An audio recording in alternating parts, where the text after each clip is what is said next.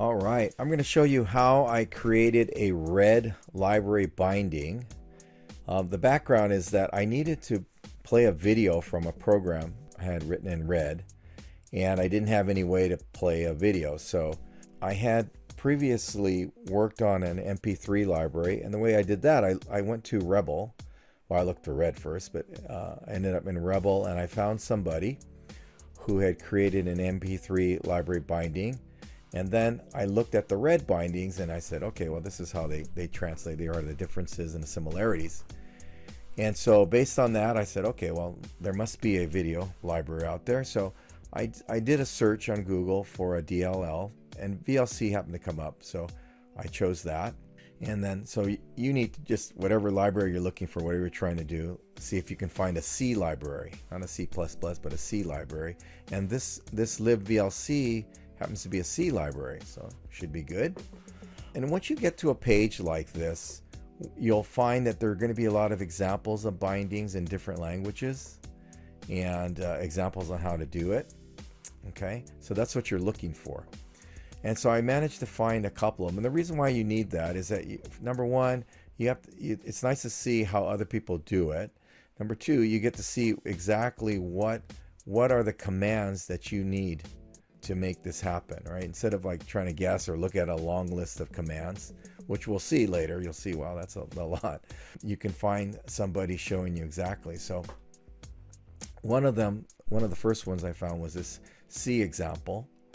And just by looking at it, and if you're not a C programmer, of course, this may be a little hard, but you can still get an idea of what they're doing, right? Okay, so for example, I'm seeing some declarations here for pointers, and then I'm seeing them used. And one of the things I notice is here, okay, that's probably the first thing we have to do is load this VLC engine, right? So I see that here. I see that it's returning a pointer to this instance, what they call instance. I see it has two parameters. Okay, all right. So that's the first thing I did. I said, okay, well, I wonder if there's some other ones. And there was one, and if you get lucky, you get to see something like that, right? Where this guy goes, it's still C, but he goes step by step, and he tells you what exactly you're supposed to do. So you know, here it is, that everything has to start with that, okay? And here it is again. And because I had seen this before, I have an idea, okay, they're basically doing the same thing. And then what I like to do is I like to look at the actual documentation, right? So I have one here, and I just go and search these things. And so I get to the actual documentation. So you can always have this thing open as well if you want to. And so you can find it here. We're going to find it here. Okay, here it is right here. And you can click on it and you get some more information. And what I'm particularly looking for is, what are the parameters? Okay, what are they called? What are the names? I also like to see what this function actually does, right? I'll keep a note of that. And then what this function returns. Okay, so it has all this information about that. Okay, so that's part of the puzzle. So when I start to actually try to do the binding, I know for sure I've got to use this lib vlc_new. Okay, so let's take a step back. This is a Red program, and it's a system program. And so I use the system block, as you see here. That's all part of the system block. And then I use the import block within the system, right? So you'll have that within your whatever library you're going to use. You're going to have at least that. And then within that is the definition that speaks of or talks to Red, the compiler, to how to actually use that DLL. Okay, so right here we have the DLL, which I downloaded. I didn't show you that, but I downloaded. It's the libvlc.dll. That is the name of the actual file, right? I didn't make this up. That's the name of it, okay? And I'm using standard call. And here, from here, I start defining the different functions or different procedure, different routines that I'm going to be using, okay? Now, here's the one that we just were looking at, this libvlc_new. You'll recognize this argument. I use the same argument names, and that's the way, that's just my convention, right? That I use the same ones that the actual document was using. And the reason why I do, and the reason why I even use the same name here, is because then when I look back at the documentation or look at the examples, I don't have to do a mental translation. I know exactly what it's talking about, if that makes any sense. It's just a little easier. There's nothing forcing you to use this same name right here. You do have to use this name because that's what it's called. That's what it's referred to within the DLL. But here you have the freedom to call something else. You have the freedom to call something else. You can call this something else too, if you wish. But for me, it's a lot easier. The reason why I know it still works is because originally I actually named this the wrong thing, but it still worked. So whatever. Okay, very good. The other thing I need to point out is that you saw that it was returning or using pointers, right? Or here it was returning a pointer. In red, I'm using the integer for a pointer too. Apparently it works, so it's fine.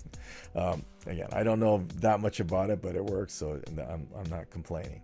All right. Now these other ones here, this media new path and this media player new from media.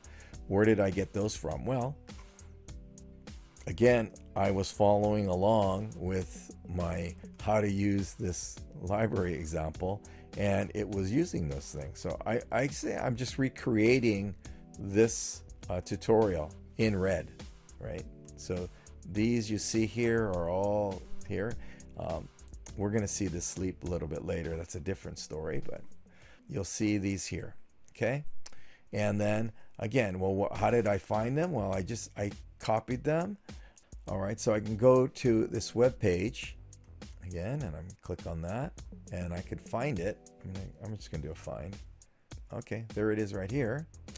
And I can click on it, and I can find more information about it. Again, the parameters. This is what we want to really, this is the important part.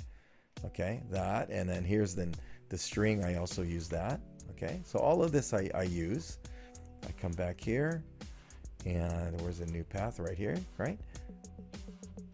Here it is, right here. That's the actual name of it. Again, you have to use the actual name, but I just also happen to use the name so I can reference it back. I see my parameters here, and I see the return here. Okay, so once we set those up, okay, then we actually create routines, okay, for red. So this is sort of the real quote-unquote red part of it.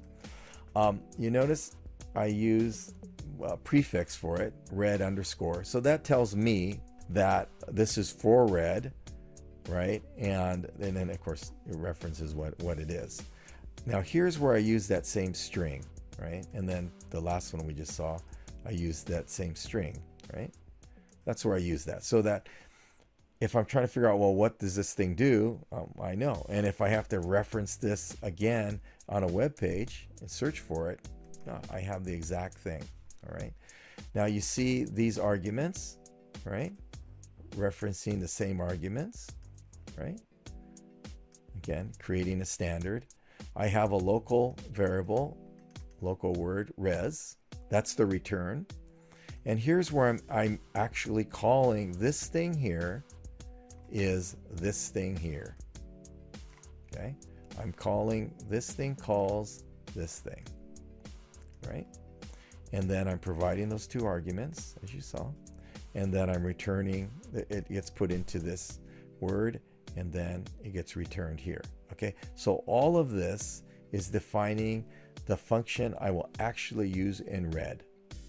And it references the function created here, calling from this DLL here. That is part of the import here, which is part of the system here. Okay. And then all the others, as you see here, are just referring back to these other definitions. Okay. So that's how you do it. You find out which ones you need. You find out what they require, you set them up, you create routines for them. Okay, so then I created a second file. And the reason why I did it this way, for my MP3 library, I didn't do it. And so I ended up, every time I wanted to use the MP3 functions, I would have to go and copy this whole thing. So I decided, well, let's be smart about it and create kind of like a library, if you will, of the things that are related to this particular DLL. Okay, so I refer back to it. I include this file, which is this file that we just looked at, right? I include that. And then I created a function. So this is where I'm using the routines, okay? I created those routines here, right here, okay? And now I'm using them here in red, okay? So let me go ahead and explain where I'm using it. Okay, so I'm using one right here, right? There's my red underscore that tells me it's red. There's my other one here, right? All right, so what does this all do? All right, where did I get those? Remember, I got those from the tutorial, okay? And this play video takes a string called file, and it's used right here. So this is used here.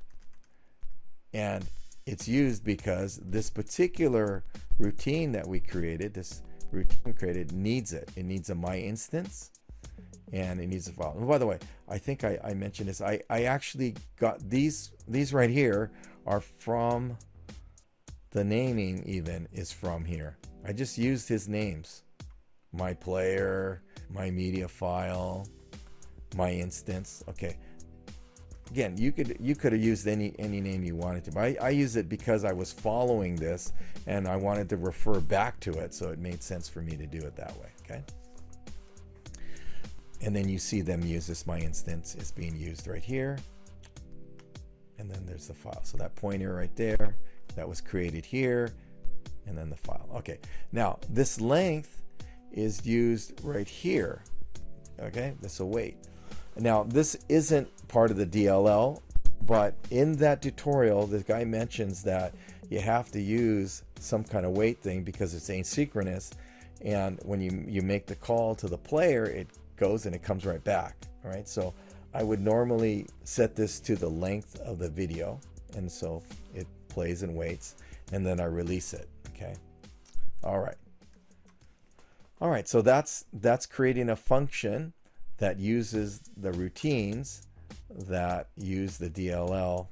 Okay, so as you discover more things you want to do, for example, right now I realize that at some point I'm going to have a stop button. I don't have any stops in it, so I'm going to have to add the stop function. So there I would go and I would look it up to see what it is, and you might want to just say, you know, VLC stop or something.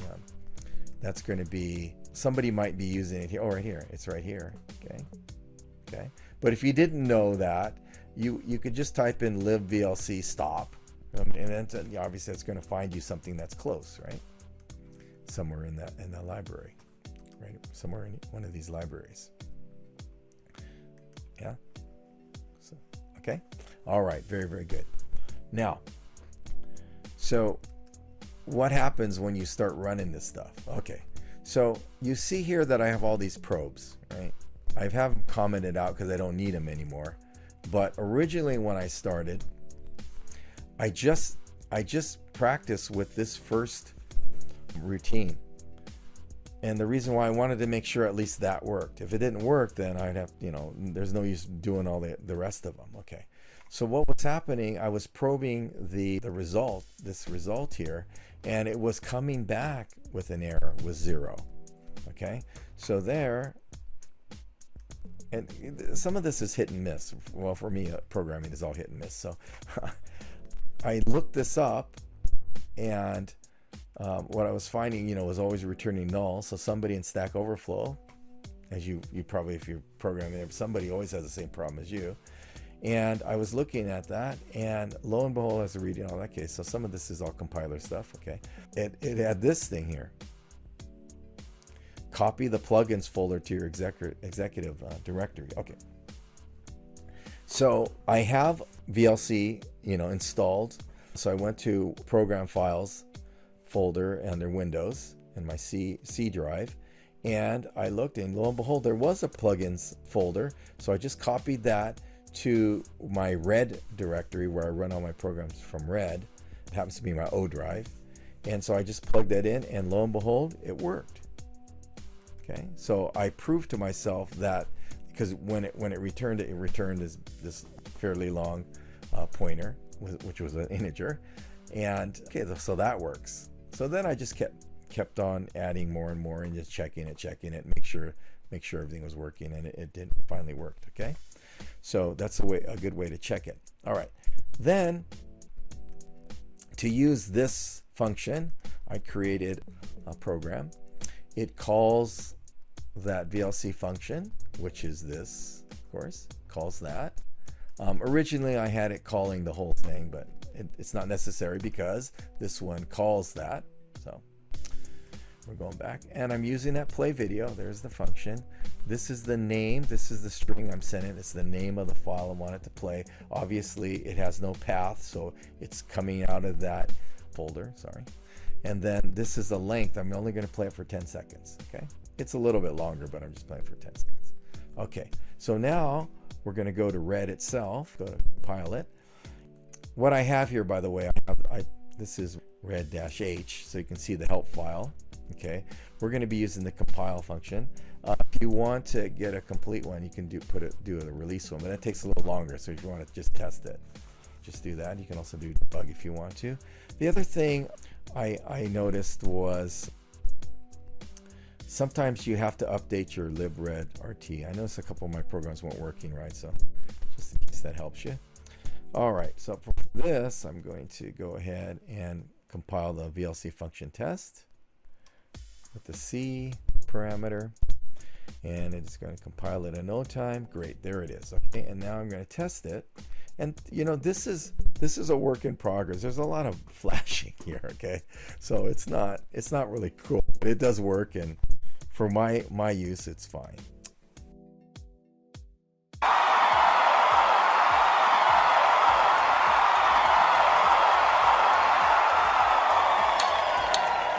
All right, good. So that's how you create a binding in Red. I hope this helps you. Thank you. Have a great day. Bye-bye.